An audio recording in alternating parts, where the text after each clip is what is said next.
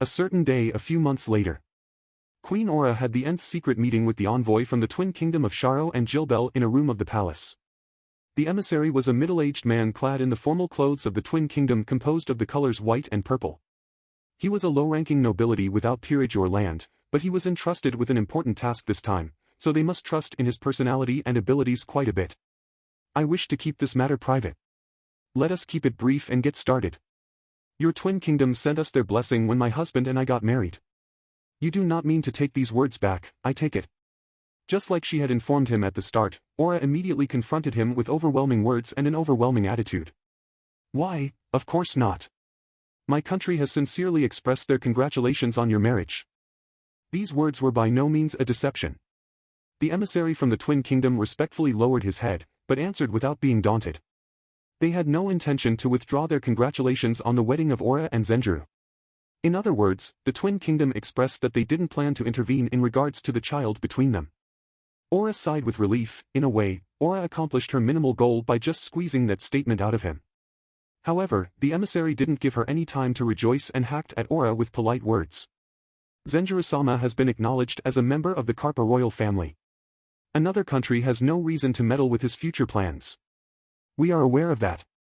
However, we would like you to understand the viewpoint of our country as well. Certainly. It is not like I cannot relate to it. Aura nodded with a solemn look, completely different than before. At this point, Zenjirou had been accepted as the prince consort of the Karpa kingdom by the countries on the continent, so the twin kingdom originally had absolutely no legitimacy to meddle with Zenjirou's bloodline now. Aura softly rested her crossed arms on her stomach and suggested with an intentional lowered tone. My husband understands your standpoint and said that he would not make a child with other women, except for myself. Will that not suffice, considering that you said that you will not meddle with my child? But the envoy from the twin kingdom had different values. I extremely appreciated that. However, the marriages of royalty are often beyond one's control. What would you do when Zenjirou-sama is forced to take a concubine due to some inevitable circumstances and their child awakens to the bestowal magic? Without backing off, the man stated his incisive opinion, whereat Aura clicked her tongue in her heart while she outwardly kept her composed smile. The man was actually right. There was no guarantee that the promise of a royalty not taking any concubines would be kept for all eternity. Secret arrangements without penal regulations for breaking it basically didn't exist. She honestly hadn't expected him to give her such a frank warning. The man had courage at least. You are speaking no more than hypothetical here, are you not? I cannot see any reason in the current situation that would oblige me to answer that. Aura discarded it, whereupon the man stayed persistent with his still composed voice.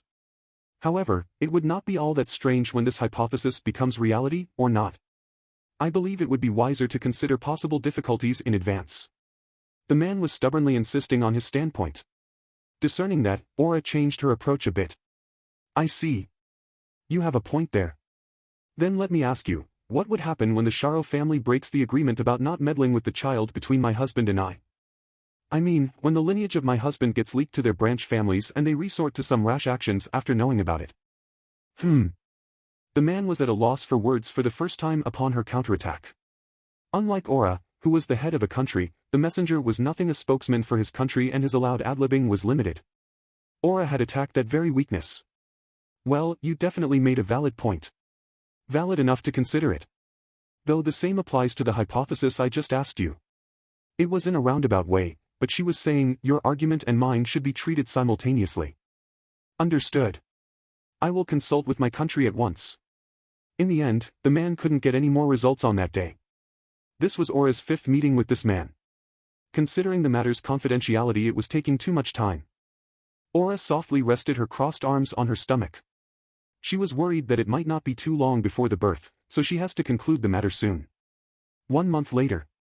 Today, too, the rain poured down heavily since the morning, true to this season. The shutters of the windows were closed tightly as the wind was unfavorable while the downpour continued. In the living room of the inner palace, Zenjirou faced his computer and typed down the contents of the secret contract that his wife Aura was reading to him. The Twin Kingdom will have to pay the Karpa Kingdom 3,000 gold coins as a penalty. That is the end. Did you get all of it? If you want, I can read it out one more time. Sitting on the couch dressed in red maternity clothes, Aura called out to her husband with that after she had read from the dragonskin parchment in her hands. Zenjirou typed clattering on the keyboard with his back still to his wife and replied a moment later. No, it's okay. I got all of it, I think. Just in case, I'll read it out loud again, so can you check if anything's wrong? Okay. Hearing his wife's response from behind, Zenjirou corrected his posture on his chair and read the text he had typed just now, from the computer display. Good, here I go. 1. Zenjirou Karpa, henceforth A, will not make a child with anyone except Aura Karpa, henceforth B, from now on. 2. The Twin Kingdom will never meddle with the direct offspring of B. 3. When the Karpa Kingdom breaks term 1, namely, A, makes a child with someone else then B, the Twin Kingdom has the right to examine the child, henceforth C, about its bloodline aptitude. 4. When the bestowal magic element is confirmed in C, will study abroad in the Twin Kingdom for 3 years, starting with its 15th year of age. 5. When the Twin Kingdom forces C to emigrate during the study stay, the Karpa Kingdom can send C home to their country ahead of schedule. 6. When C wishes to emigrate to the Twin Kingdom out of its own will after the 3 years abroad, the Karpa Kingdom has no right to prevent that. Zenjirou smoothly read out aloud the Japanese text shown on the display. From what he could tell on a glance, Aura seemed to have worked very hard to force through these details. It was clearly specified that Zenjirou was not allowed to make a child with someone beside Aura. At this point, he had no intentions to make a child with another woman and there were no restrictions for a child with Aura, so there was nothing to complain about as far as he was concerned. However, that didn't mean he had no doubts. Zenjirou was used to the detailed contracts of the modern age. What is the matter, Zenjirou? Did anything bother you? Lifting her body a bit from the backrest of the couch, his wife looked at him with a smile. Zenjirou had sensed the shortcomings of the contract from a single glance. Give me a sec. There's something I would like to speak about a bit more. With that in mind, Zenjirou said this sentence in advance, then checked if the printer had enough A4 copy paper and printed out the secret contract he had read out just now. His line of thought, accustomed to considering all future possibilities and apprehending any inconveniences for the own side, was basically unorthodox. With the Japanese version of the contract in hand, he sat down next to Aura. Zenjirou held up the dragonskin parchment in the local script and the copy paper he printed out just now, in front of Aura in such a way that she didn't have to change her seating posture, and stated his own opinion. Look here. That's the first thing that bothered me. When 2 becomes inconsistent with 3 in the future. The pregnant wife was a bit surprised about the surprisingly attentive pointer of her husband, but she responded politely. Simply put. What would happen when our child married a child I have with a concubine who was of branch family? This child would be considered your direct descendant based on Clause 2, however the child would breach Clause 3. And Twin Kingdom will intervene. Zenjirou pointed his view. Then 2, will obviously, Aura replied. However, Zenjirou wasn't convinced by Aura's explanation and probed into it. But since it hasn't clearly been written there, they could insist. You certainly have a point. However, this contract will be proposed tomorrow and will conclude my meeting with the emissary. It will be difficult to make changes if we started now. Aura explained after thinking for some time. That's right. Zenjirou realized. He apologized for intervening into the political matters of the country. Aura ensured that he didn't have to worry about it. In her view, for better and worse, this will resolve the bloodline issue for now. Early afternoon of the next day. The envoy from the Twin Kingdom of Sharo and Jilbel was waiting beyond the table on one side, while Aura and Zenjirou were seated together on the opposite. It is a pleasure to make your acquaintance, Zenjirou-sama. My name is Moreno Militello, a diplomat from the Twin Kingdom of Sharo and Jilbel. I am terribly honored to be granted the chance to meet you in person. The middle-aged man lowered his head respectfully on the other side of the table, whereat Zenjirou nodded, collected on his chair and replied shortly. I'm Zenjirou, the husband of Her Highness Aura, the Queen of the Karpa Kingdom. When he introduced himself internationally, he always said this. Now that my husband has introduced himself, let us get to the issues at hand. We have not much time after all. The one to approach the topic was Aura, sitting next to Zenjirou. Which matter do you want to start with, the official one or the real one? Yes, very well. The diplomat lowered his head yet again with polite words, whereupon Aura put her hand against her chin, whose recent roundness worried her a bit, and... Yes, please allow me to settle the simple, official matter first. The rings you have requested have arrived. The middle-aged diplomat responded to the queen's words with that and put 2 rings wrapped in a thick purple cloth onto the table. To the normal eye, they looked completely unchanged, but Zenjirou had awakened his ability to detect magical power through the continuous lessons with Lady Octavia in the past 1 year or so, thus he now saw the radiance of magical power emitting from the rings. As Zenjirou viewed the rings curiously, the diplomat eloquently explained the magic effects of the rings. The ring of Her Highness Aura has the magic ignition, and the ring of Zenjirou-sama has the magic spring of water worked into it. The ignition is the beautiful handicraft of Prince Francesco, while the spring of water is the delicate handwork of Princess Margarita. The one who reacted to these names was Aura. It is quite an honor to have Prince Francesco and Princess Margarita deal with it. I will prepare a letter of gratitude later on, so please pass it on to them. Yes, I will make sure to deliver them. With these words of the diplomat, the official matter, namely the delivery of the rings, was concluded. Now the real issue at hand followed. Well then, I would like to address the real matter, seeing as we are pressed for time. This is the official document for the treaty this time. Please read through it once now and sign it here when you consent with it. Saying so, the diplomat spread a light green dragonskin parchment on the table. Although it was a secret contract, the official document was still written on surprisingly exquisite parchment. Black letters on light green parchment, which was close to white in color. Confronted with the document of the treaty, Aura spoke first. I am afraid that my husband still cannot read our characters. Please read everything out aloud. Oh, right. Forgive me. Allow me to read it then. The diplomat pointed at the lines on the parchment before them one by one as he read them out aloud. I will begin now. 1. Zenjirou Karpa, henceforth A, will not make a child with anyone except Aura Karpa, henceforth B, from now on. 2. The Twin Kingdom will never meddle with the direct offspring of B. 3. When the Karpa Kingdom breaks term 1, namely, A, makes a child with someone else then B, the Twin Kingdom has the right to examine the child, henceforth C, about its bloodline aptitude. Zenjirou picked up his ears as not to miss anything while keeping an inexpressive face with all his might, but so far, nothing seemed off in the contents. The voice of the diplomat, reading out the document, only showed a small change at the end. We'll have to pay 3,000 gold coins as punishment. Zenjirou can't help but think about the contradiction related to clause 2 and 3. That was the end of the contents that Aura had read out to Zenjirou last night. However, the dragonskin parchment, which the diplomat was reading out line by line while pointing at them, had another paragraph below. After a moment of silence, the diplomat let his cheek twitch and read the following line while pointing at it. Addition, when term 2 becomes inconsistent with term 3, in the future, term 2 gets priority. That is all of it. That paragraph was proposed by Zenjirou to Aura last night. This didn't concern the generation of Zenjirou's children, but it was a realistic problem for the generation of his grandchildren at the earliest, or his great-grandchildren at the latest.